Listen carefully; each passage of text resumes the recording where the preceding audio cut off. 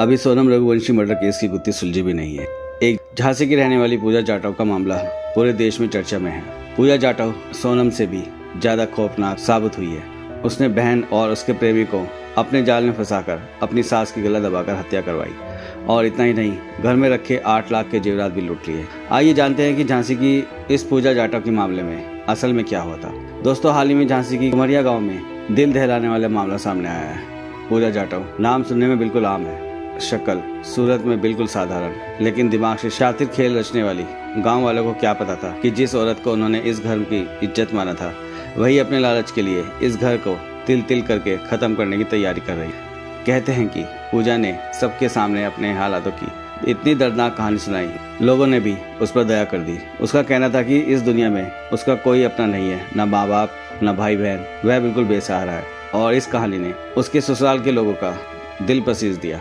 उन्होंने सोचा, चलो अगर इस बेचारे को एक घर मिल गया तो इसके दुखों को कुछ राहत मिलेगी। मगर किसे पता था ये मासूमियत के पर्दे के पीछे छुपा चेहरा एक दिन इस घर को लूटेगा, खून से रंग देगा और फिर आंखों में आंसू भरकर दुनिया को बेवकूफ बना देगा। और बिल्कुल ऐसा ही हुआ।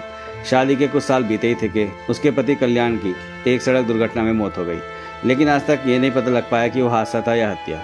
आज भी गांव की गलियों में लोग फुसफुसाते हैं कि उस एक्सीडेंट की कहानी कुछ हजम नहीं होती। कहते हैं कि पूजा ने उस रात किसी से फोन पर लंबी बात की थी और अगले दिन कल्याण की लाश सड़क पर किनारे पड़ी, लेकिन फिर भी कोई ठोस सबूत न मिलने के कारण कल्याण की मौत एक हादसा बनकर रह गई। कल्याण के जाने के बाद पूजा के लिए इस घर में रहना मुश्किल होना चाहिए था, पर हुआ इसका उल्टा। उसने घर के बड़े बेटे संतोष को अपने जाल में फंसा लिया। संतोष जो पहले से शादीशुदा था, फिर भी पूजा ने उसे अपनी मोहब्बत में ऐसा उलझाया कि वो अपनी पहली बीवी को भूल बैठा। गांव में बातें होने लगी और इस औरत को अपनी सासू माँ की आंखों में आंखें डालकर ये सब करते शर्म न आई। लेकिन पूजा बेपरवाह थी। वो जानती थी कि इस घर पर अब उसका कब्जा हो चुका है। जो उसके रास्ते में आएगा वो बचेगा नहीं। और इस बार रास्ते में रोड़ा बना उसकी सास सुशीला। गांव की गलियों में आज बुजुर्ग औरतें कानों में हाथ रखकर कहती हैं कि पूजा की सास सुशीला को पूजा के इरादों की बदबू पहले ही आ गई थी। कहते हैं सुशीला छुपकर अपनी पड़ोसन को फुसफुसाकर कहती थी, ये औरत जो दिखती है वैसी बिल्कुल नहीं है, इसकी नजरें रात में काली बिल्ली जैसी चमकती हैं। लेकिन बेचारी सुशीला ये नहीं जानती थी कि वो जिनसे अपनी शक की बातें कर रही है, वो कान भी उसी जहरीले खेल में शामिल है। जिस बहू को उसने बेटी से ज्यादा माना था, उसी पूजा ने ठान लिया था अब कोई उसके लालच के रास्ते में नहीं रहेगा। शाम के वक्त पूजा ने अपने घर में एक पुराने फोन से, जिसका नंबर किसी को पता नहीं था, अपनी बहन कमला से बात की। गांव में कोई अंदाजा नहीं लगा रहा था कि 2 सगी बहनें मिलकर खून का खेल खेलेंगी। और इस खेल में तीसरा किरदार बना कमला का आशिक अनिल वर्मा, जिसकी आंखों में मोहब्बत कम, पैसों का लालच ज्यादा था। वह रात पूरे गाँव के लिए काली रात थी। कहते हैं उस रात गांव के कुएं के पास किसी औरत के छुपके से रोने की आवाज भी आई थी, लेकिन किसी ने दरवाजा खोलकर झांकने की हिम्मत नहीं की। उधर घर के अंदर सुशीला देवी की सांसें थम रही थी। सुशीला का गला दबाया गया। इतना बेरहमी से कमरे की दीवारों पर भी उसके खून के निशान मिले हैं। पूजा उस वक्त पास के कमरे में बैठकर चुपचाप सब सुन रही थी।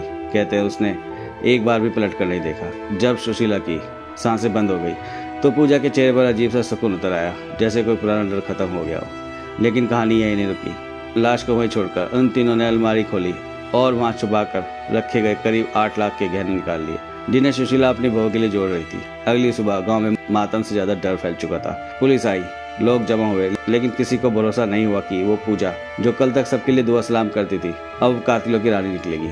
जैसे जैसे पुलिस की पूछताछ शुरू हुई, हर रात जहरीले सांप की तरह एक एक करके बिल से बाहर आने लगे। पहले पति को तलाक, फिर दूसरे पति को रहस्य में मौत, फिर देवर से नाजायज रिश्ता और अब सास का कत्ल। लोगों ने कहा ये आम औरत नहीं है, ये वो बिच्छू है जो पता नहीं कब पूंछ से डंक मार दे।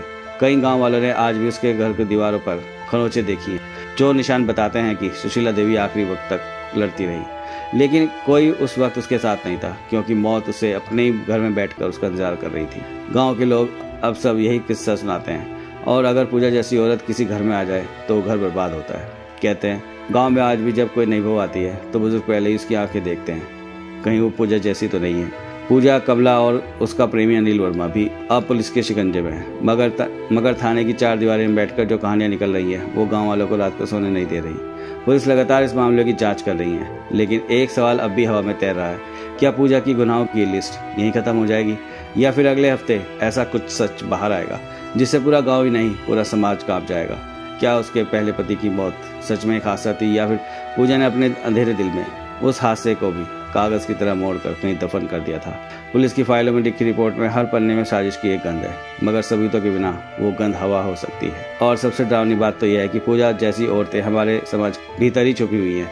वो न चेहरे से कातिल लगती है न हाव भाव से, मगर उनकी आंखों में एक खालीपन होता है जो कभी कभी दिख जाए तो इंसान को अंदर से हिला देते हैं।